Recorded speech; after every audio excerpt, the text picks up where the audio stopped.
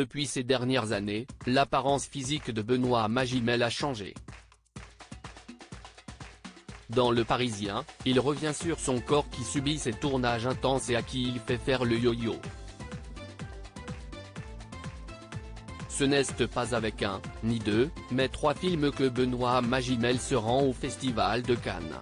L'acteur qui vient de briller en février au César avec un 2e trophée pour Pacifiction continue de répandre son talent, cette fois dans le sud de la France.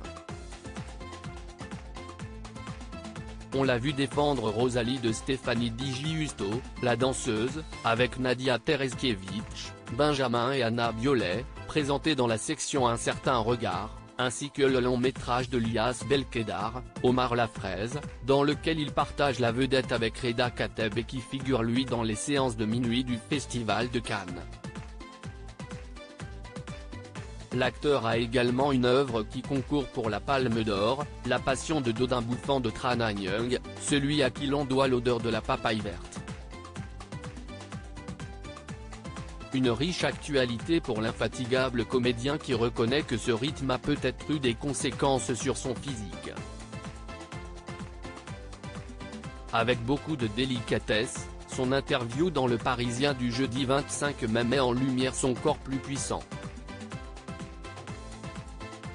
Benoît Magimel répond avec franchise sur cette prise de poids manifeste, physiologiquement parlé, j'ai pris des risques.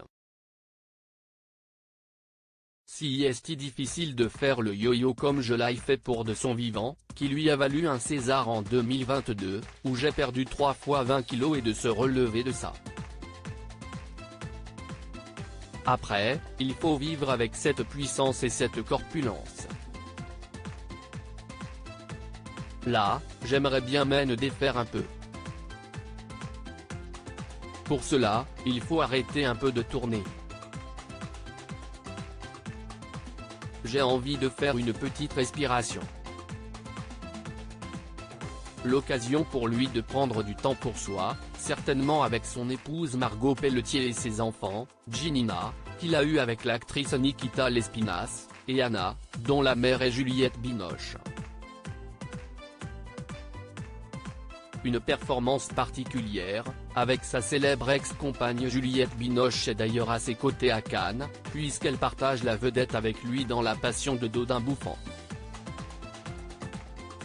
Les deux ex qui s'étaient rencontrés dans Les Enfants du siècle sont apparus très complices et ont eu droit à une belle standing ovation, faisant monter les larmes au duo d'acteurs.